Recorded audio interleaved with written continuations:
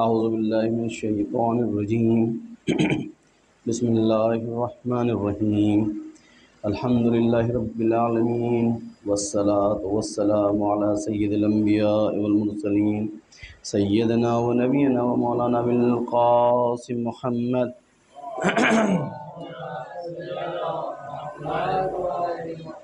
وآلہ الطیبین الطاہرین المعصومین المنتجبین ولعنۃ اللہ علی اعدائہم اجمعین من الآن الی قیام یوم الدین اما بعد فقد قال اللہ تبارک و تعالی فی کتابہ المبین وهو اصدق الصادقین بسم اللہ الرحمن الرحیم یا ایہا الذین آمنوا قوا انفسکم واہلیکم نارا وقودها الناس والحجارہ صلوات و جمع دورمان پہ بار دیگر صلوات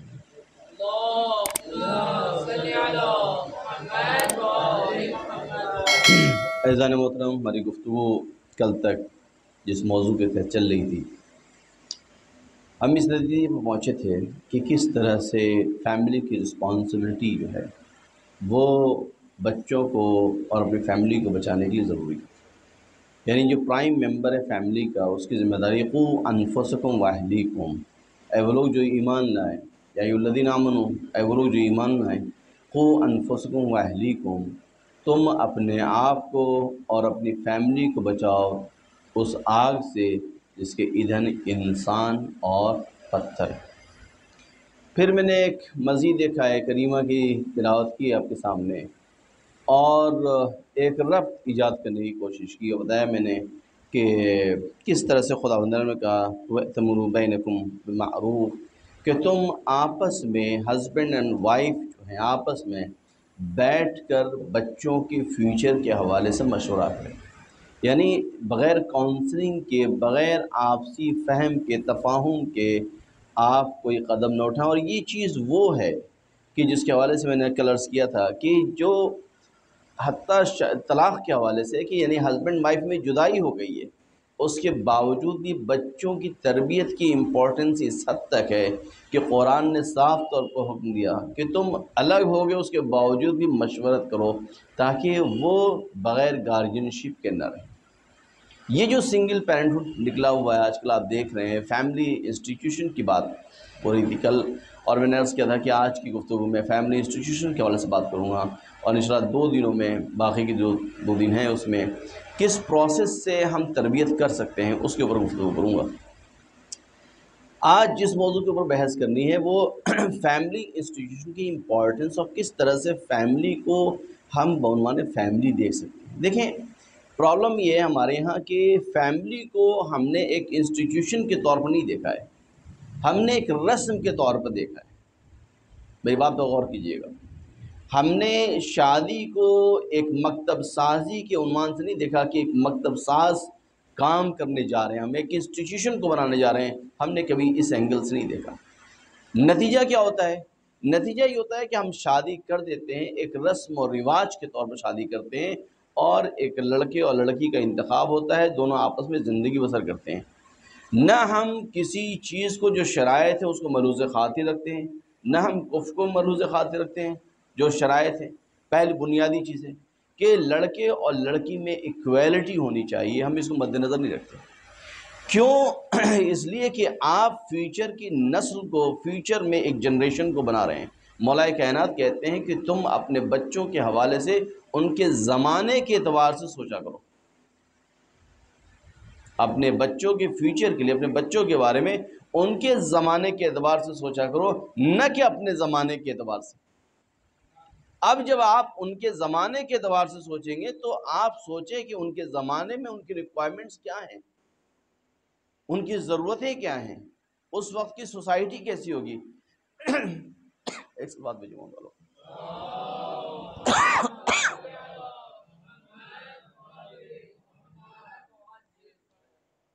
اس وقت کی سوسائٹی کیسی ہوگی، اس سوسائٹی میں ان کا رول کیا ہوگا، انہیں کون سا رول پلے کرنا ہوگا، کون سا رول ادا کرنا ہوگا، لہٰذا ان تمام جزئیات کو دیکھ کر آپ طے کریں گے۔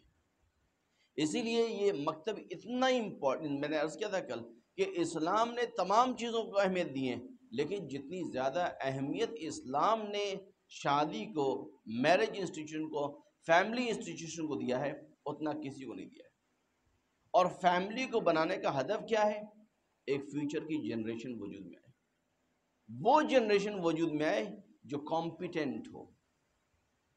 آپ تاریخ میں دیکھ لیں، یہ ایسا نہیں ہے کہ بات ہم عادی طور پہ کر رہے ہیں، یعنی یہ فیملی سسٹم کے حوالے سے اسلام نے تاکید کی۔ یہ سسٹم کہاں سے خراب ہوا؟ اگر آپ تاریخ کو اسٹڈی کریں تو مونسٹسزم کی جو تبلیغات شروع ہوئیں کرسچن ورلڈ میں، اور سلیبیسی کے نام پہ لوگوں نے یہ کرنا شروع کیا کہ بھائی شادی نہیں کرنا چاہیے۔ اس کی وجہ کیا تھی؟ چونکہ عورتوں کو ڈور آف ایول مانتے تھے، لہٰذا وہاں پہ وہ شادی نہیں کرتے تھے اور وہ منع کرتے تھے۔ کیوں؟ کیونکہ وہ مانتے ہیں کہ شادی کر کے ان کا جو مکتب، اس وقت جو بات تھی کہ انسان گمراہ ہو جاتا ہے۔ ہمارے یہاں برعکس ہے، ہمارے یہاں شادی کر کے ایمان کامل ہو جاتا ہے۔ آپ دیکھیں مکتب سازی کی بات یہاں پہ۔ لہٰذا انڈسٹریل ریولوشن کے بعد سے جب معاشرے نے دیکھا کہ کس طرح سے ہم سوسائٹی کو ایکسپلائٹ کر سکتے ہیں، اس لیے کہ ان کو مین پاور کی ضرورت تھی، فورسز کی ضرورت تھی، ہیومن ریسورسز کی ضرورت تھی۔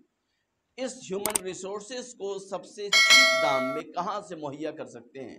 لہٰذا انہوں نے دیکھا کہ اگر فیملی انسٹیٹیوشن باقی رہا تو ہم ان ریسورسز کو پیدا نہیں کر پائیں گے۔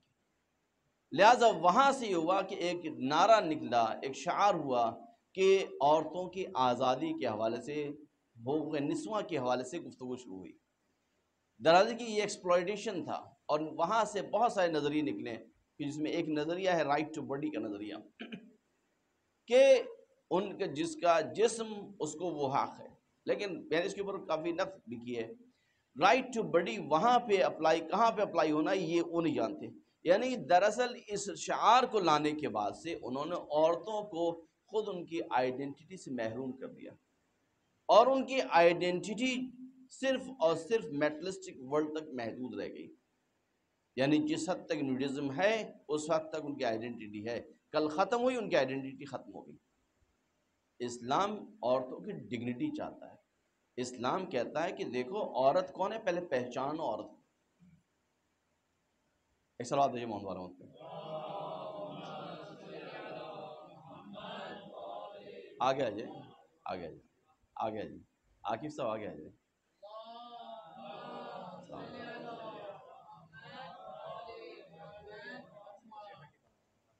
ایک سلام دیجیے محمد والا۔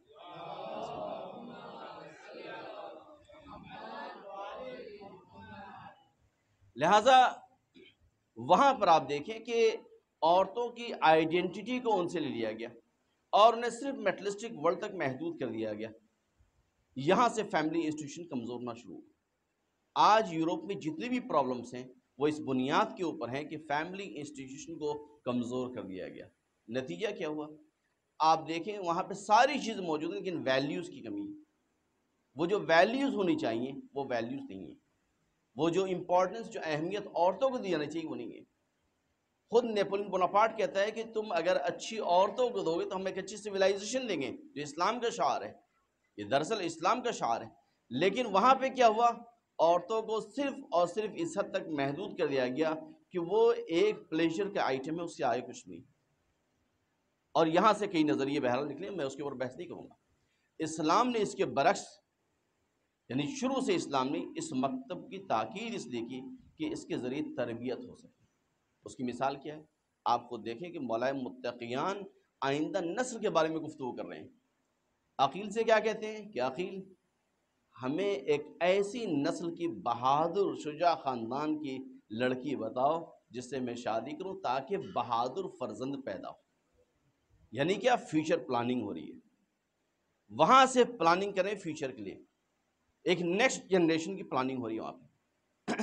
اسلام اس چیز کو چاہتا ہے، لہٰذا آپ دیکھیں کہ اس کے لیے تمام چیزیں جو تحکیم خانوادے کے لیے ہم کہتے ہیں، فیملی انسٹیٹیوشن کے لیے جو ضروری ہے، وہ تمام کی تمام چیزوں کو مہیا کی۔ جناب ام البنین کوئی عام شخصیت نہیں تھی۔ آپ اگر عباس بنے ہیں تو بنانے والی ام البنین ہیں۔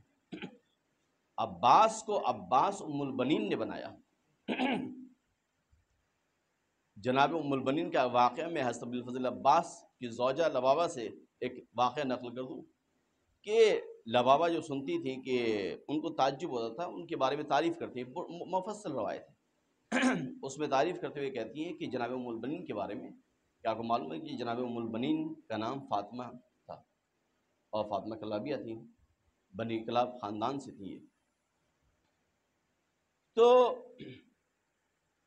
جب یہ شادی کر کے آئی ہیں، آپ دیکھیے انسان خود بخود چیزوں کو حاصل نہیں کرتا جب تک کہ آپ اس کے ذہن میں بات نہ ڈال دیں، اس کی تربیت ویسی نہ کریں.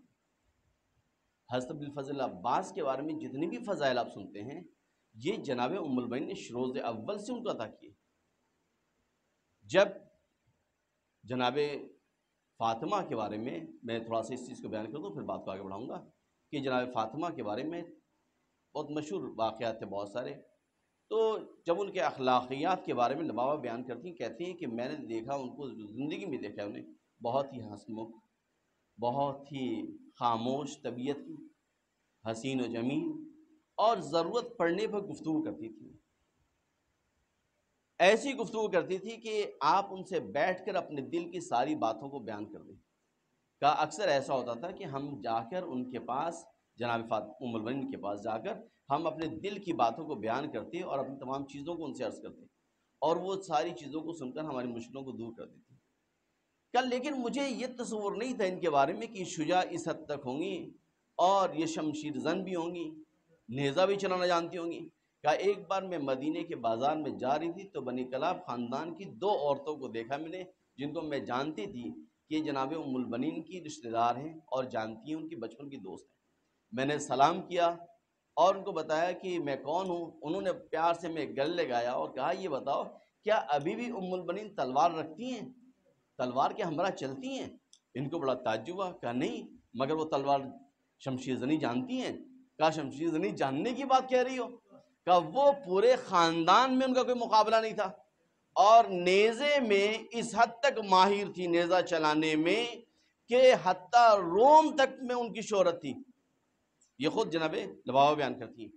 اور انہوں نے کہا کہ جب یہ ساری باتیں بتا دی گئیں، وہ علیکم السلام بتا دی گئیں، تو متاثر ہو کر اس کے بعد سے یہ سنا انہوں نے ان کی تعریف کے بارے میں، اور کہا کہ کوئی ایسا شخص نہیں تھا عرب میں جو ان کا مقابلہ کر سکے. آپ دیکھیں ایسے خاندان کی لڑکی، ایسی لڑکی کا انتخاب کس لیے کیا جا رہا ہے؟ آئندہ نسل کے لیے، یعنی کفر کو اس کو مد نظر رکھا گیا. وہاں پر جب وہ آتی ہیں اور جناب ام البنین سے ملاقات ہوتی ہے، بہرحال یہ واقعات جو میں نے کیا. جب جناب ام البنین شادی کر کے آتی ہیں مدینے میں، تو کس طریقے سے وارد ہوتی ہے اس کے بارے میں تھوڑا سا میں اندر کشی کر دوں کہ جب وہ آتی ہیں تو بنی کلاب خاندان کی یہ خاصیت تھی کہ جب ان کے یہاں کی کوئی بہادر اور شجاع لڑکی کہیں جاتی تھی شادی کر کے، تو وہ تلوار کو میان سے نکال کر زمین میں لگا دیتی تھی، اور لڑکی اس پر قدم رکھ کر جاتی تھی اپنے سسرال میں. اس خاندان میں سارے خاندان کے شجاع، اب ظاہر سی بات ہے بہترین لڑکی شادی کر کے آ رہی ہے بہترین فرد کے ساتھ، لہٰذا اس کے انتظام کے لیے انہوں نے وہی کام کیا. چاروں طرف شجاع بہادر بنی کلاب خاندان کے نوجوان کھڑے ہوئے، سب نے تلواریں نکالی اور زمین پہ بچھا دی. لیکن جناب ام البنین اترنے کے بعد سے کچھ قدم گئیں اور جا کر رکی. کہا ابھی اس سے آگے میں نہیں جاؤں گی. سب پریشان، کیوں نہیں جا رہی ہیں؟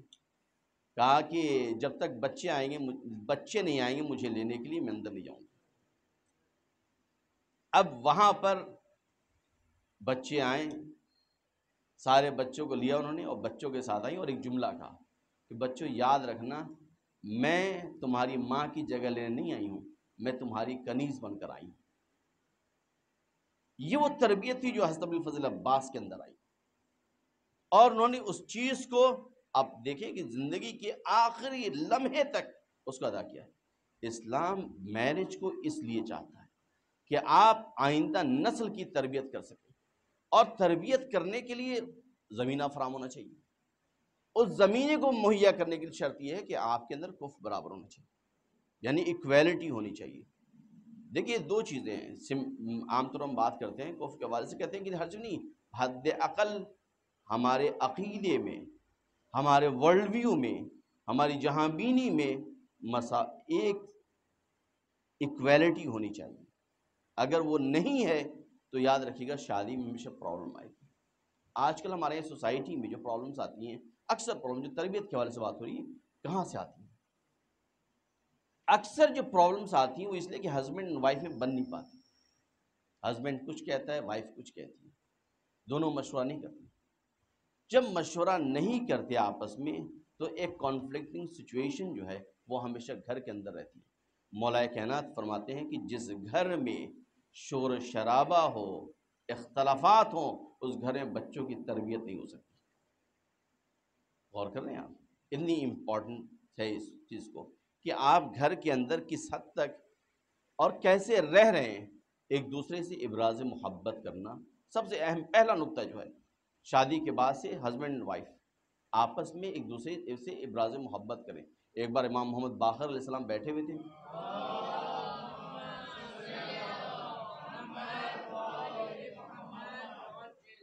امام محمد باقر علیہ السلام بیٹھے ہوئے تھے مسجد نبوی کے پاس. آپ کے بغل میں ایک شخص بیٹھا ہوا تھا. اچانک وہاں سے ایک شخص سے گزر ہوتا ہے. اس نے کہا یا ابن رسول اللہ، یہ جو شخص جا رہا ہے مجھ سے بہت عقیدت ہے، میں اسے بہت مانتا ہوں، بہت چاہتا ہوں. امام محمد باقر علیہ السلام نے کہا کہ جاؤ جا کر اسے کہو، جاؤ جا کے اسے ابراز محبت کرو. وہ کہا کہ مولا ابھی کہاں، ابھی جاؤ، اس سے محبت بڑھتی ہے، اس سے محبت بڑھتی ہے. لہٰذا اس ذریعے سے امام بتانا چاہ رہے ہیں کہ تم اپنے گھروں میں جب جاؤ تو اپنی بیوی سے ابراز محبت کرو، بیوی شوہر سے ابراز محبت کرے. امام جعفر صادق علیہ السلام فرماتے ہیں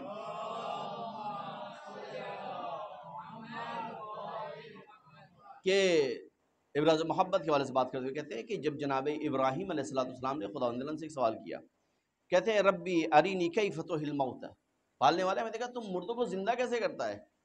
استدلال کر رہے ہیں امام، میں پوری حدیث بیان نہیں کر رہا ہوں، صرف اس کو بیان کر رہا ہوں. امام استدلال کر رہے ہیں کہ انسان کو گھر کے اندر کیسے رہنا چاہیے. تو خداوند عالم کا سوال کیا کہ پالنے والے تم مردوں کو زندہ کیسے کرتا ہے. تو خدا نے کہا اولم تم، آئے تو تمہیں مجھ پر یقین نہیں ہے. تو جناب ابراہیم کا جواب ہے قال بلا ولکن لیطمئن قلبی، نہیں ہے یقین تو ہے لیکن اپنے قلب کے اطمینان کے لیے. تو امام یہاں سے کہتے ہیں کہ جب ابراہیم جیسا نبی جو خلیل خدا ہے وہ اطمینان قلب کے لیے خدا سے مانگ سکتا ہے تو تم اطمینان قلب کے لیے اپنی زوجہ کو کیوں نہیں آرام کر سکتے ہو. تم اپنی فیملی میں اپنی محبت کا اظہار تو کرو. جب تک محبت کا اظہار نہیں کرو گے اس وقت تک تم فیملی کی انسٹیٹیوشن کو مستحکم نہیں کر سکتے. آپ غور کر رہے ہیں، یعنی معصومین کی تاکید کس حد تک ہے. اب یہاں پہ کچھ پوائنٹس ایسے ہیں کہ جو ہم معاشرے کے اندر ہوتے ہیں، میں بہت تیزی سے گزروں گا چونکہ کچھ باتیں جس کو مجھے اس نتیجے تک پہنچنا مجھے کہ ہم ان چیزوں کو اپنی لائف میں فراموش کر دیتے ہیں اور نتیجہ یہ ہوتا ہے کہ ہم بچوں کی تربیت میں غفلت وہاں سے شروع ہوتی ہے. میں نے عرض کیا تھا پچھلے دنوں میں کہ جب ایک شخص نے آ کے امام زین العابدین علیہ السلام سے سوال کیا کہ بچوں کی تربیت کب کریں، تو امام نے کہا اپنی شادی سے 20 سال پہلے. یعنی کیا مطلب؟ پہلے اپنی تربیت کر لو پھر بچوں کی تربیت کرو.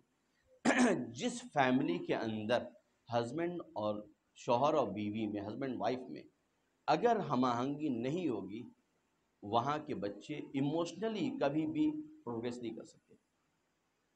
دنیا کے اندر آپ دیکھیں آئی کیو کا رول 5% ہے آپ کی لائف میں، ایموشنل مینجمنٹ کا رول 95% ہے. آپ کی پوری پرسنالٹی ایموشنل مینجمنٹ کے ذریعے بنتی ہے. یہ ایموشن کربلا میں جتنے بھی واقعے آپ دیکھ رہے ہیں، آپ وہاں ایموشنل مینجمنٹ کا بہترین مظہر اگر آپ کو دیکھنا ہے تو کربلا آپ کو ملے گا کہ کس طرح سے کربلا میں ہر کوئی اپنا رول ادا کر رہا ہے، چاہے بچہ ہے، چاہے بڑا ہے، بوڑھا ہے، ہر کوئی اپنا رول ادا کر رہا ہے. ایموشنل مینجمنٹ لائف میں بہت ہی امپورٹنٹ ہے. 95% یہ کہاں سے آتا ہے؟ یہ سوسائٹی، ٹھیک ہے سوسائٹی میں سوشلائزیشن میں بہت ساری چیزیں ہیں کہ جو ہم وہاں سے سیکھتے ہیں، لیکن پہلی چیز آپ کی فیملی میں آتی ہے. اگر میں نے عرض کیا تھا کل، اگر کسی فیملی کے اندر عورت کی تحقیر ہوتی ہے تو اس گھر کی عورتیں ہمیشہ تحقیر رہتی ہیں، اس لیے کہ ان کے اندر وہ اعتماد نفس کبھی ایجاد نہیں ہو سکتا۔ اور اگر لڑکوں کے اندر، اگر ہسبینڈ کہیں پر کسی کا شوہر، کسی فیملی میں شوہر جو ہے وہ تحقیر ہوتا ہے تو اس فیملی کے لڑکوں کے اندر اعتماد نفس نہیں ہوتا، ہمیشہ انفیریٹی کمپلیکس میں مبتلا رہیں گے، لائف میں کہیں پر بھی چلے جائیں۔ لیکن کچھ چیزیں ہیں، اسلام نے ایک اصول بتایا ہے، بس میں مولا کائنات کے کچھ اقوال ہیں، خود مولا متقیان کی زندگی سے آپ دیکھیں اور اس کو ہم بیان کریں، بات کو ختم کریں گے کہ مولا کائنات فرماتے ہیں کہ سب سے اہم چیز کیا ہے اعتماد فیملی انسٹیٹیوشن کو مضبوط کرنے کے لیے؟ کہتے ہیں کہ حسن الخلق یورث محبت، کہتے ہیں حسن خلق جو ہے وہ محبت کو وجود میں لاتا ہے۔ آپ دیکھیں بعض فیملی میں لوگ ہیں بہت دیندار ہیں، آپ کی سوسائٹی میں بھی ہوں گے، آپ کے معاشرے میں ہوں گے، آپ کے اطراف میں ہوں گے، بہت دیندار ہیں، باہر میں جاتے ہیں تو لوگ ان کو دیکھ کر تعظیم سے کھڑے ہوتے ہیں، لیکن گھر میں جب آتے ہیں، جب وہ نماز وغیرہ کے لیے باہر جاتے ہیں تو ان کے فیملی ممبرس دعا کرتے ہیں کہ کاش کچھ دیر اور باہر رکے ہوئے۔ کیوں؟ کیونکہ ان کا بیہیویئر اچھا نہیں ہے فیملی کے ساتھ۔ میں نے دیکھا ہے، بہت ساری فیملیز میں دیکھا ہے کہ فیملی کے اندر جب آتے ہیں وہ تو نہ بیوی سے اچھا بیہیویئر ہے، نہ بچوں سے اچھا بیہیویئر، نتیجہ کیا ہوتا ہے؟ بچے فرسٹریٹڈ ہوتے ہیں، چاہتے ہیں گھر سے باہر رہیں۔ ہو گھر پرائم انوائرمنٹ ہے کسی بھی تربیت کے لیے۔ ماں گہوارے تمدن ماں کو کہا گیا ہے، اسلام نے ماں کو گہوارے تمدن کہا ہے، یعنی ماں ایک ایسا مکتب ہے جہاں سے تمدن وجود میں آتا ہے، جہاں سے سویلائزیشن وجود میں آتا ہے۔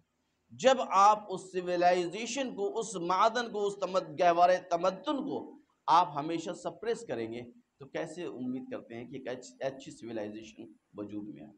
ممکن نہیں۔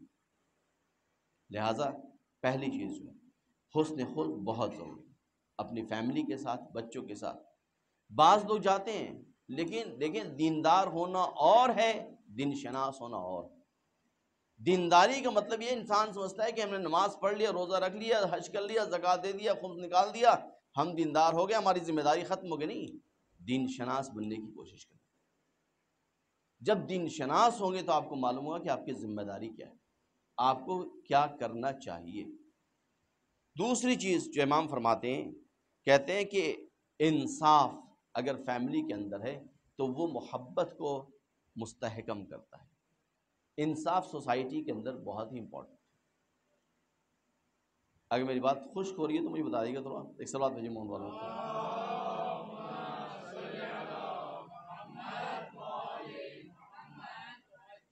انصاف سے مراد کیا ہے؟ انصاف سے مراد یہ ہے کہ دیکھیں جب ایک لڑکی باہر کے آپ کے گھر میں آتی ہے تو وہ آپ کے بھروسے آتی ہے،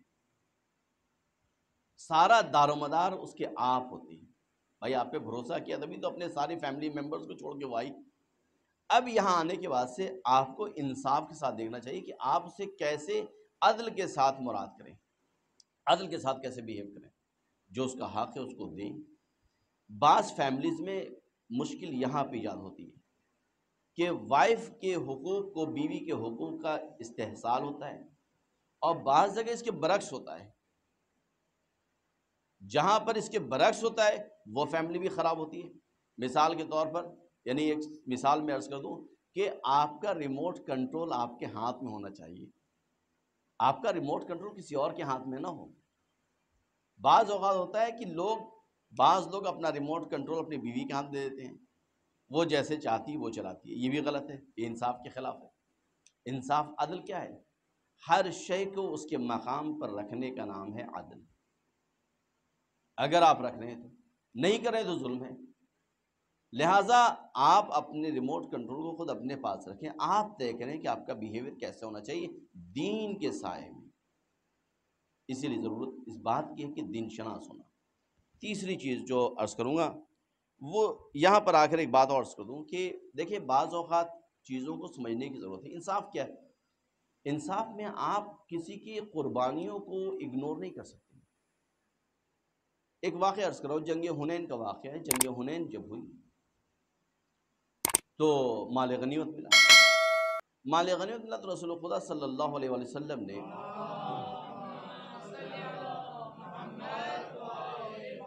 بعض مصلحتوں کی بنا پر انصار کو مال غنیمت نہیں دیا، منع کر دیا۔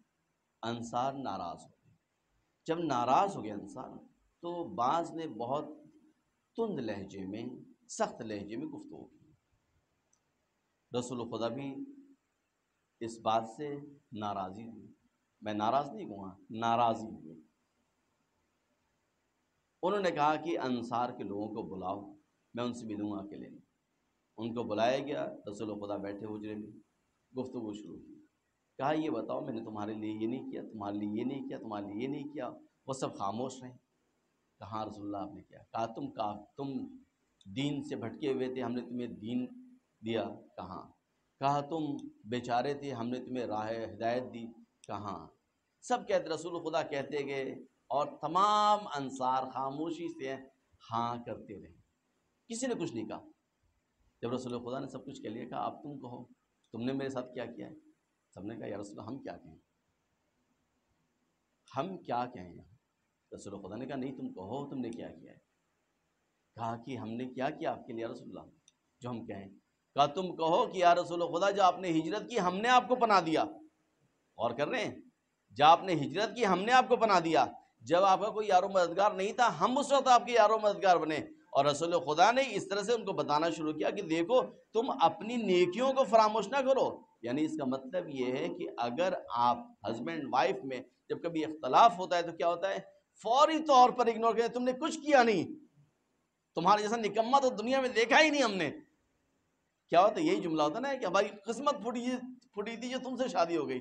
دونوں ایک دوسرے کو کہتے ہیں، یعنی کیا، دونوں ایک دوسرے کی تمام خدمات کو اگنور کر دیتے ہیں، بھول جاتے ہیں۔ اسلام کہتا ہے نہیں، یہ غلط ہے۔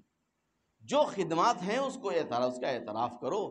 غلطیاں ہوتی ہیں ہر معاشرے میں، ہر جگہ غلطی ہوتی ہے، تم اس غلطی کو پوائنٹ آؤٹ کرو کہ یہ غلطی تمہاری ہے، لیکن اس ایک غلطی کے عوض میں اس کی پوری خدمات کو تم کالعدم قرار نہ دو۔ رسول خدا نے یہاں کے انصار کو تعلیم دی کہ تم اپنی بات کو اس طرح سے پیش کرو۔ یہ ہمارے لیے ایک آئیڈیل نمونہ ہے جس کی بنیاد کے اوپر ہمیں اپنی زندگی کو استوار کرنا چاہیے۔ مزید جو چیز ہے وہ تواضع۔ میں بات کو چونکہ بہت حدیث میں نہیں جاؤں گا، تواضع فیملی کے اندر اگر تواضع ہے تو بہت امپورٹنٹ ہے فیملی انسٹیٹیوشن کے لیے، اس لیے کہ بچے وہی سیکھیں گے جو آپ گھر کے اندر ماحول بنائیں گے۔ بچے باہر سے کم سیکھتے ہیں، گھر سے پہلے سیکھتے ہیں، اور سیکھنے کی ایج جو ہوتی ہے وہ پہلے 7 سال میں ہوتی ہے، جو اسلام نے تعبیر جو بیان کیا اسلام نے۔ لہٰذا کیا ہے، آپ جس تواضع کیا ہے، بعض گھروں میں آپ دیکھیں کہ ہسبینڈ وائف کی ریلیشن شپ میں تواضع کا ہونا بہت ضروری ہے۔ یعنی یہ اس وقت آتا ہے تواضع کہ جب انسان دوسروں کے احساسات کو سمجھ کر اور اس کی اہمیت کو جانتے ہوئے اس کو ریسپیکٹ دیتا ہے۔ تواضع کیا ہے؟ تواضع یہ کہ آپ طرف مقابل کو ریسپیکٹ دے رہے ہیں، تواضع یہی ہے نا، یعنی طرف مقابل کو آپ اہمیت دے رہے ہیں۔ لوگ کہتے ہیں فلاں ڈاؤن ٹو ارتھ ہے، ڈاؤن ٹو ارتھ کیوں ہے وہ؟ اس کی وجہ کیا ہے؟ اس کی وجہ یہ نہیں ہے کہ وہ ڈاؤن ٹو ارتھ رہ رہا ہے، نہیں، وہ آپ کو ریسپیکٹ دے رہا ہے۔ تواضع یہ ہے، یعنی ہسبینڈ اینڈ وائف اگر ایک دوسرے کو ریسپیکٹ دے رہے ہیں تو وہ فیملی اچھی بنتی ہے۔ اور یاد رکھیں یہی چیز بچے آگے انجام دیتے ہیں۔ یعنی آپ کے بچے جو کل کی جنریشن کے لیے آپ تیار کر رہے ہیں، یعنی آپ یہ نہ سوچیں کہ آپ کے بچے بچی ہیں گھر میں، نہیں، آپ یہ دیکھیں کل کی وہ ایک ہسبینڈ اگر لڑکا ہے کل وہ شوہر بنے گا، لڑکی ہے تو ایک گہوارے تمدن ہے کل وہ کیسے تمدن کو وجود میں لے کر آئے گی، یہ آپ ڈٹرمائن کریں گے، آپ طے کریں گے۔ لہٰذا اسلام کہتے ہیں اس بنیاد کے اوپر اسلام کرائے، یعنی یہ قوا انفسکم واہلیکم نارا وقودھا الناس والحجارہ، اس بنیاد کے اوپر ہے کہ اپنے آپ کو بچاؤ، اپنی فیملی کو بچاؤ جہنم کی آگ سے۔ یعنی یہاں پر اگر آپ یہ کر رہے ہیں تو صحیح ہے، نہیں تو اسلام کہتا ہے پھر آپ صحیح نہیں کر رہے ہیں، آپ ظلم کر رہے ہیں۔ تو تواضع میں کیا ہے؟ تواضع میں اگر فیملی فرض کری بیمار ہے تو آپ کیئر کریں گے، جس طرح سے آپ بیمار ہوتے ہیں تو وہ کیئر کرتی ہے، آپ بھی کیئر کریں۔ تمام فیملی ممبرز کا اسی طرح سے اگر سلسلہ رہے تو پھر پرابلم نہیں آتی سوسائٹی کے اندر، معاشرے کے اندر۔ اس کے بعد سے کلام میں نرمی کا ہونا بہت امپورٹنٹ ہے، کہ حدیث میں ہے کہ جس انسان کے کلام میں نرمی ہوتی ہے وہ دنیا کا محبوب ہوتا ہے۔ کلام میں نرمی کیا ہے؟ یعنی شوہر اور بیوی ایک دوسرے سے جو کلام کریں اس کلام کے اندر متانت ہونی چاہیے، بردباری ہونی چاہیے، اس کے اندر ایک دوسرے سے محبت دکھ کے آنی چاہیے۔ آپ لاکھ ہوتا ہے کہ ہمارے یہاں برعکس ہوتا ہے، ہم صبح آفس جاتے ہیں، شام کو آتے ہیں، گھر میں گھستے ہیں تو سارا غصہ گھر کے اندر نکالتے ہیں۔ نتیجہ کیا ہوتا ہے؟ آپ اپنی فیملی کو ان کی تربیت کے اوپر اثر انداز ہو رہے ہیں، یعنی آپ اچھی تربیت دینے کی بجائے آپ ان کو ایک منفی جہت دے رہے ہیں، اس لیے کہ آپ کا بچہ جب یہ ریئیکشن دیکھے گا آپ کا تو وہ بھی کل ویسے ہی ریئیکٹ کرے گا، وہ سمجھے گا کہ باہر سے آنے کے بعد سے غصہ کرنا چاہیے، لہذا وہ غصہ کرے گا، مطمئن ہیں آپ۔ یہ وہ چیزیں جو اس کے اندر آپ ڈال رہے ہیں، لہٰذا اگر آپ باہر سے آ رہے ہیں، لاکھ فرسٹریشن ہے آپ کا، آپ اپنے فرسٹریشن کو باہر گھر کے باہر چھوڑ کر آپ آئیے گھر کے اندر۔ اور اسی طرح سے بیوی کا بھی حق ہے کہ بیوی جب شوہر باہر سے آئے تو یہ نہیں کہ سارے شکایت لے کے پورے محلے کے بیٹھ جائے اور اس کو فرسٹریٹ کرے، اور کہ شوہر یہ سوچے کہ کاش میں 2 گھنٹہ اور آفس میں بیٹھتا، گھر بیکار آیا، یہ بھی نہیں ہونا چاہیے۔ لہٰذا بیوی کو چاہیے کہ شوہر کی عظمت کو، اس کی عزت کو، اس کے وقار کو سمجھے اور اس سے لوگوں کے بارے میں، کسی کے بارے میں کوئی برائی نہ کرے، اس سے گھر بنتا ہے۔ اگر بیوی برائی کرنے لگے گی تو مطمئن رہیں کل لڑکی، اس کی بچی جو ہے وہ بھی برائی کرنا سیکھے گی۔ آپ دیکھیں کہاں سے چیزیں نکلتی ہیں، فیملی کی تربیت ایسے نہیں ہوتی، بچوں کی تربیت ایسے نہیں ہوتی، بہت سخت ہے۔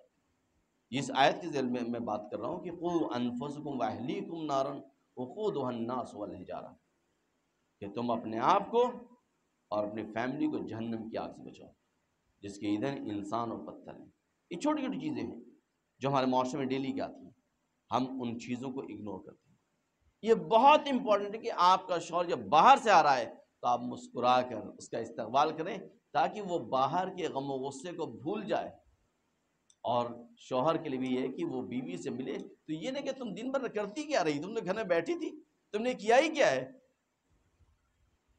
یہ دیکھیں کہ آپ کا گھر صاف ستھرا ہے، کلین ہے، ساری چیز ارینجڈ ہے، آرگنائزڈ ہے، تو آپ شکریہ ادا کریں کہ ہاں بھائی زحمت کی، تم نے بہت کام کیا، اس لیے کہ آپ اکیلے رہ کے دیکھ لیں گھر کتنا آپ کا آرگنائزڈ ہوتا ہے۔ تو یہ دونوں کا رول ہے، لہٰذا آپ اس کو اپریشیٹ کریں۔ مزید چیزیں جو ہیں وہ احسان ایک دوسرے کے بارے میں کرنا۔ رسول خدا فرماتے ہیں کہ الانسان و عبید الاحسان، انسان جو ہوتا ہے وہ عبد ہوتا ہے کس کا؟ احسان کا، کبھی بھول نہیں پاتا کسی کے احسان کو۔ میاں بیوی بھی ایک دوسرے کے لیے احسان کیا کریں گے؟ پیسے سے احسان نہیں ہوتا۔ رسول خدا فرماتے ہیں کہ کہتے ہیں کہ یاد رکھو تم کبھی پیسے سے کسی پہ احسان نہیں کر سکتے، اس کے دل کو جیت نہیں سکتے، احسان کر سکتے ہو لیکن دل کو جیت نہیں سکتے۔ اگر ریمائنڈ کرا دیا، مثلا ایک بندہ ہے اسے ضرورت ہے، آپ نے اسے پیسہ دے دیا، وہ پیسہ واپس کر دے گا، لیکن اگر آپ نے 10 جگہ اس کو ذکر کیا تو پیسہ واپس کر دے گا لیکن احسان بھی نہیں مانے گا، وہ کہے گا کہ آپ نے اس کا استحصال کیا ہے۔ لہٰذا یہاں کے اوپر احسان کیا ہے؟ احسان ہے کہ ایک دوسرے کے درد میں شریک ہونا۔ دیکھیں اسلام ایک، میں نے کہا تھا پہلے بھی کہ اسلام ایک جامع دین ہے، کمپریہنسو ریلیجن۔ کرسچینٹی میں جو ان کا نظام اخلاق ہے وہ سمپیتھی کے اوپر ہے، بدھزم میں امپیتھی کے اوپر ہے۔ اسلام نے سب کو اپنے اندر شامل کیا ہوا ہے عمل الصالح کے ذریعے سے، یعنی ہر وہ کام کرو جس کے اندر پوٹینشیلٹی ہو، رشد کرنے کی، توانائی ہو۔ لہٰذا یہاں پر آ کر آپ احسان کریں، یعنی ایک دوسرے کے درد میں شریک ہوں۔ اگر شریک ہو رہے ہیں، اگر بیوی آپ سے کوئی بات کری تو آپ جھڑکائیں نہیں اسے، آپ سنیں محبت سے، اس کو سولوشن دے کچھ۔ یہ عاطفی احسان ہے، اور یہ ایموشنل احسان جسے ہم کہتے ہیں، ایموشنل اٹیچمنٹ جو ہے یہ اسلام کہتا ہے۔ مزید بس 2-3 پوائنٹس ہیں، اس کو پورا کر کے بات ختم کروں کہ احسان جب آپ کسی کے لیے کریں گے اس کے جذبات کو درک کریں گے، آپ پھر اس کے باتوں کو سمجھ سکتے ہیں۔ جب رسول اکرم صلی اللہ علیہ وسلم نے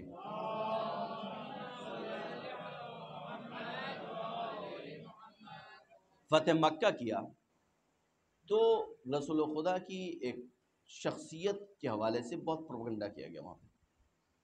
تو ایک ضعیفہ تھی جو اپنے سر پر ایک گٹھری لی ہوئی تھی اور بھاگ رہی تھی تیزی سے، لیکن ضعیفہ تھی، چل نہیں پا رہی تھی، وہ پریشان تھی۔ اچانک دیکھا کہ ایک 40-45 سال کا ینگ بندہ آیا اور آگے اس نے کہا کہ لاؤ میں ہیلپ کر دوں تمہاری۔ گٹھری لے لیا اس سے، کہا کہ کیوں بھاگ رہی ہو؟ کہا تمہیں معلوم نہیں محمد نے حملہ کر دیا؟ کہا کہ کیسے ہیں وہ؟ اب اس نے جو سنا تھا اسی اعتبار سے وہ بیان کرنے لگی، ساری برائیاں کر دی۔ رسول خدا خاموش، ساتھ چلتے گئے۔ کہا جانا کہاں ہے؟ کہا فلاں جگہ جانا ہے، پہنچا دیا۔ جب وہاں پہنچ گئی، گٹھری دے، کہا تم تو بہت نیک انسان ہو، خدا تمہیں جزائے خیر دے، محمد کے علیہ باللہ استغفر اللہ، میں ایک بات کروں، محمد کے شر سے تمہیں محفوظ رکھے، ویسے تمہارا نام کیا ہے؟ کہا کہ مجھے محمد ابن عبداللہ کہتے ہیں۔ کہا تم محمد ہو؟ کہاں؟ کہا جن کے بارے میں یہ قریش کہہ رہے تھے ایسا؟ کہاں؟ کہا تمہارا دین یہ تمہیں سکھا رہا ہے؟ کہاں؟ کہا میں تمہارے ہاتھ پہ کلمہ، میں تمہارے دین کو قبول کرتی ہوں۔ اور اسی وقت اس نے کلمہ پڑھا اور اس مسلمان ہو گئے۔ آپ دیکھیں یہ احسان ہے۔ ایک دوسرا واقعہ جو آپ نے سنا ہے، بہت سنا ہے، بس بات کو عرض کر رہا ہوں سمجھانے کے لیے، کہ رسول خدا ایک گلی سے گزرتے تھے، ہر روز کوڑا پڑتا تھا، یہ آپ نے سنا ہے۔ ہم آپ ہوتے تو کیا کرتے؟ ہم راستے تو بعد میں بدلتے، پہلے تو انتقام لیتے اس سے جا کے، اور وہ بھی اس وقت لیتے جب وہ مریض ہوتی، اس سچویشن میں ہوتی کہ مقابلہ نہ کر سکے۔ یہاں پہ برعکس رسول خدا نے راستہ نہیں بدلا۔ راستہ کیوں نہیں بدلا؟ ایک سوال ہے نا، اگر فرض کر لیے ہمارے اوپر کہیں سے گندگی گر رہی ہو، کوڑا کرکٹ گر رہا ہے، تو ہمیں راستہ بدلنا چاہیے نہیں بدلنا چاہیے؟ آپ نے کبھی سوچا کہ رسول خدا نے راستہ کیوں نہیں بدلا؟ رسول خدا ایموشنلی اس پر احسان بتا رہے تھے کہ دیکھو ایموشنل مینجمنٹ کیا ہوتا ہے، یہ یہاں سے کیا، کس طرح سے ایموشنز کو کنٹرول کر سکتے ہیں آپ، اپنے بھی اور دوسروں کی بھی۔ اس راستے سے گزرتے رہے، جب کوڑا نہیں پڑا تو اس کی خیریت پوچھی، واقعہ سنا آپ نے؟ اس کے پاس گئے، اس کو لگا انتقام لینے کے لیے آئے ہیں، کہا نہیں میں تو عیادت کرنے کے لیے آیا ہوں۔ اسی لیے عیادت کرنا، یہ کسی کی کوئی زائر آ رہا ہے اس کی زیارت کے لیے جا رہے ہیں آپ، کسی کی عیادت، کوئی مریض اس کی عیادت کے لیے جا رہے ہیں آپ، اسلام میں اسی لیے تاکید کی گئی تاکہ اسے احساس ہو۔ سید جمال الدین افغانی کا نام سنا ہوگا آپ لوگوں نے، سید جمال الدین افغانی، اگر نہیں جانتے ان کے بارے میں پڑھیں ضرور۔ سید جمال الدین افغانی ایک عظیم شخصیت کا نام ہے۔ انہوں نے انجمن وطنی مصر کے نام سے ایک انجمن بنائی تھی، اور اس میں 17 پوائنٹس پروگرام رکھے تھے انہوں نے بہت کام کیا۔ سید جمال الدین افغانی کے بارے میں ان کی شخصیت کے حوالے سے صرف اتنا عرض کر دوں آپ کے سامنے کہ تاکہ آپ کو ان کی شخصیت معلوم ہو جائے کہ کیا تھے، کہ آپ نے ایک فتویٰ سنا ہوگا، ایک حکم آیا تھا تمباکو کے حوالے سے آغا بزرگ شیرازی کا، جو تاریخ تشیع میں بہت معروف ہے۔ یہ حکم تھا، یہ فتویٰ نہیں، حکم تھا یہ، اور اس کا مضمون کیا تھا کہ آج سے تمباکو کا کسی بھی شکل میں استعمال امام زمانہ سے جنگ کے مترادف ہے۔ یہ جملہ تھا جو آغا بزرگ شیرازی نے لکھا تھا۔ یہ حکم انہوں نے کس بنیاد کے اوپر دیا تھا؟ یہ سید جمال الدین افغانی نے ان کو ایک خط لکھا تھا مفصل، اور اس 18 صفحے کا خط تھا، جس خط کی بنیاد کے اوپر آغا بزرگ شیرازی نے یہ حکم دیا تھا۔ اب اس سے اندازہ کریں ان کی شخصیت کیسی نہیں ہوگی۔ سید جمال الدین افغانی نے 1 مہینہ 17 پوائنٹس پروگرام کام کیا، جس میں بہت معمولی سی باتیں تھیں، جیسے ڈیلی سب کو ایک جز قرآن پڑھنا ہے، 5 وقت نماز مسجد میں جا کے پڑھنی ہے، تربیتی موضوع تھی۔ کوئی زائر آئے گا تو کوئی اس کی زیارت کے لیے جائیں گے، کوئی حاجی آئے گا اس کی زیارت کے لیے جائیں گے، کوئی مریض ہوگا اس کی عیادت کے لیے جائیں گے۔ وہاں کے برٹن کے گورنر جنرل جو اس وقت وہاں کا تھا، اس نے خط لکھا کہ اگر سید جمال الدین افغانی اسی طرح تبلیغ کرتے رہے تو کچھ ہی سالوں میں اسلام دنیا کے ہر طرف پھیل جائے گا۔ 1 مہینے کا اثر یہ تھا کہ وہاں پر برٹش امپائر کا اثر 40% کم ہو گیا تھا۔ آپ دیکھیں یہ احسان کہ آپ چھوٹی چھوٹی چیزوں کے ذریعے سے چیزوں کو بدل سکتے ہیں۔ فیملی پرائم انسٹیٹیوشن ہے جو کسی بھی سویلائزیشن کو وجود میں لاتی ہے۔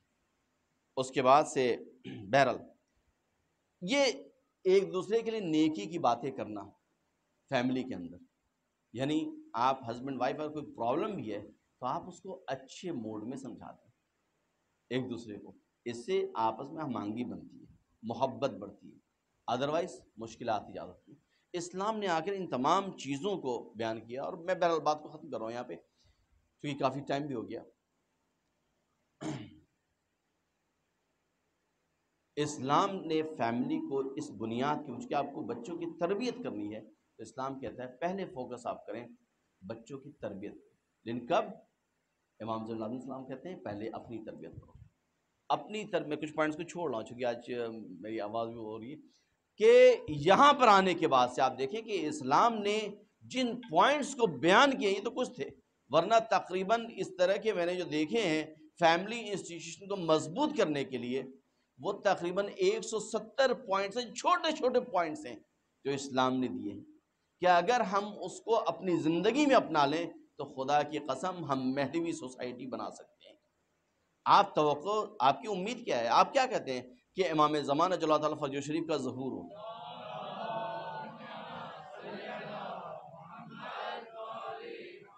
ظہور ہوگا تو امام اپنی حکومت کو قائم کریں گے۔ آپ بتائیں آپ رول کیا پلے کر رہے ہیں وہاں پہ؟ فیملی سب سے چھوٹی اکائی ہوتی ہے کسی بھی سویلائزیشن کو وجود میں لانے کے لیے۔ امام زمانہ سویلائزیشن کو وجود میں لائیں گے نا، وہ سویلائزیشن کو جس میں عدل و انصاف حاکم ہوگا۔ آپ بتائیں کہ اس میں آپ کا رول کہاں ہوگا؟ کبھی آپ نے سوچا اس موضوع کے اوپر؟ کبھی آپ نے غور کیا کہ ہم کون سا رول پلے کریں گے وہاں پہ؟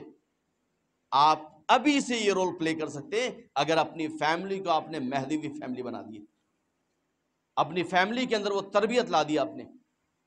یہ چھوٹی چھوٹی چیزیں ہیں۔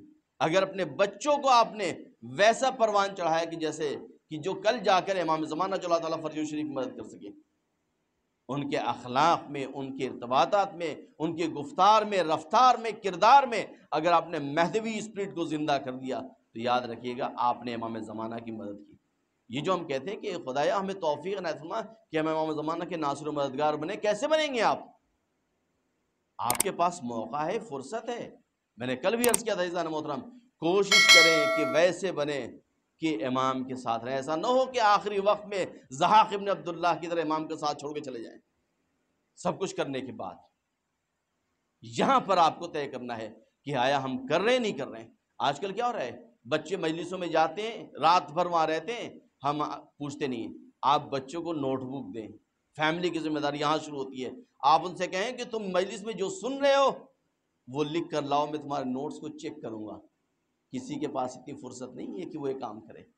آپ کوئی ایسا نہیں ہوتا ہے کہ ایک حدیث آپ کے سامنے بیان کر رہا ہوں اور بات کو ختم کروں گا کہ حدیث ہے کہ اگر کوئی شخص اپنی فیملی کے ساتھ بیٹھ کر ایک لقمہ کھانا کھاتا ہے تو ایسا ہے جیسے اس کا ثواب اتنا ہے کہ اس نے ایک غلام کو آزاد کیا اور اس کے لیے جنت میں شہر بنا کیا گیا، گھر نہیں شہر، حدیث ہے رسول کی۔ یعنی کیا مطلب؟ شہر کیوں؟ یعنی آپ جب کھانا ساتھ بیٹھ کے دسترخوان پہ کھاتے ہیں تو تربیت کرتے ہیں فیملی کی، بچوں کی تربیت کرتے ہیں۔ یعنی تربیت کا اتنا زیادہ رول ہے، اتنا زیادہ امپورٹنس ہے اسلام میں کہ اسلام یہ نہیں کہہ رہا ہے کہ گھر بنتا ہے تمہارے لیے، نہیں، پورا کا پورا شہر آباد ہوتا ہے۔ یعنی اگر آپ اپنے گھر میں اگر آپ تمدن ساز ہیں تو یاد رکھیے بہشت میں بھی آپ کے لیے شہر ہے۔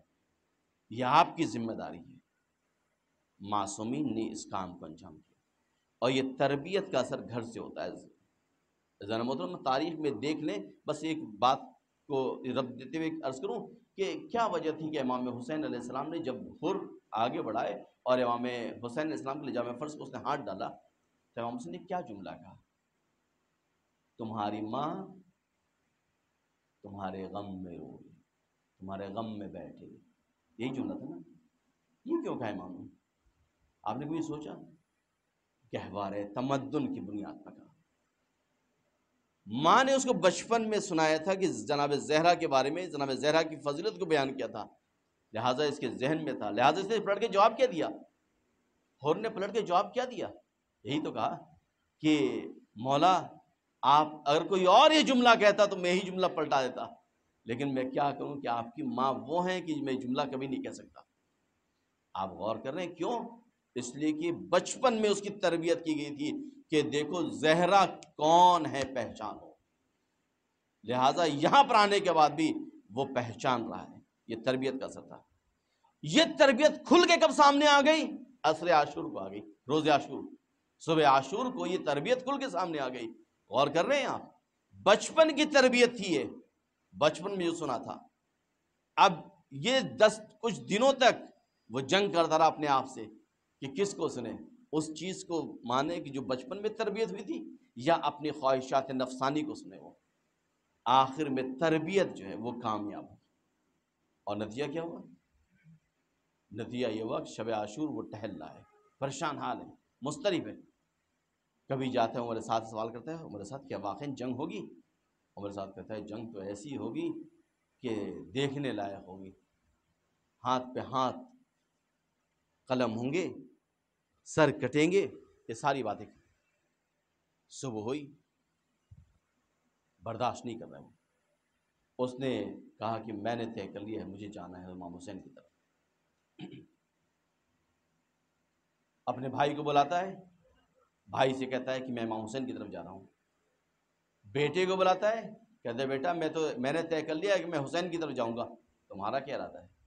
کہا بابا جب تک باطل کی طرف سے ہم ساتھ تھے، اب چھوڑ کے جائیں گے، اب ہم بھی چلیں گے ساتھ۔ آخر میں غلام سے کہا، غلام کو بتایا کہ ہم جا رہے ہیں۔ غلام نے کہا مولا زندگی بھر ادھر رہیں، آپ کی خدمت کی، اور اب جا رہے ہیں آپ جنت کی طرف، تو ہمیں چھوڑ کے جا رہے ہیں۔ نتیجہ ہوا کہ اب ہر چلا، لیکن کس انداز سے چلا؟ انداز یہ ہے، ہر کی تاریخ میں عجیب و غریب واقعہ لکھے ہوئے۔ تاریخ میں یہ ہے کہ جب ہر چلا ہے تو آگے بڑھا تو اس نے آنکھوں پر پٹی بندھوا لی، اپنے ہاتھ بندھوا لیے، اور اس کے بعد اس نے کہا جیسی کوئی آئے مجھے بتا دینا۔ ایک مرتبہ بیٹے نے کہا اللہ اکبر، اور نے کہا کون آیا؟ معلوم ہوا کہ عباس، ادھر امام حسین خیمے کے اندر ہیں، امام حسین کہتے ہیں عباس جاؤ ہر آ رہا ہے، ہر کا استقبال کرو۔ حضرت ابو الفضل عباس نکلتے ہیں، ہر کے بیٹے نے کہا اللہ اکبر، یہ سننا تو ہر نے کہا کیا ہوا؟ کہ مولا عباس آ رہے ہیں۔ یہ سننا تھا کہ ہر نے کہا مولا ہم آپ سے ملنے کے لیے آ رہے ہیں، آپ کے بیعت کے لیے آ رہے ہیں، استغفار کے لیے آ رہے ہیں، جنگ کے لیے نہیں آ رہے ہیں۔ تھوڑی دیر بعد بیٹے نے دوبارہ کہا اللہ اکبر، کہا اب کیا ہوا؟ کہ بابا علی اکبر آ رہے ہیں۔ یہ سننا تھا کہ ہر تڑپ اٹھا، تھوڑا آگے بڑھا، جیسی بیٹے نے کہا اللہ اکبر، کا اب کیا ہوا؟ کہ مولا حسین آ رہے، حسین کا نام سنا اپنے آپ کو گھوڑے سے گرا دیا ہر نے، امام کے قدموں پر سر رکھا، کہا مولا کیا گناہگار کا گناہ معاف ہو سکتا ہے؟ امام نے کہا ہر تمہارا گناہ معاف ہوا، میں نے تمہیں بخشا۔ جب ساری گفتگو کہا، امام نے کہا ہر ہم اس حالت میں ہیں کہ تمہاری پذیرائی نہیں کر سکتے، ہمارے پاس پانی بھی نہیں ہے کہ ایک گلاس پانی دے کے ہم تمہارا استقبال کریں۔ ہر زار و قطع رونے لگا۔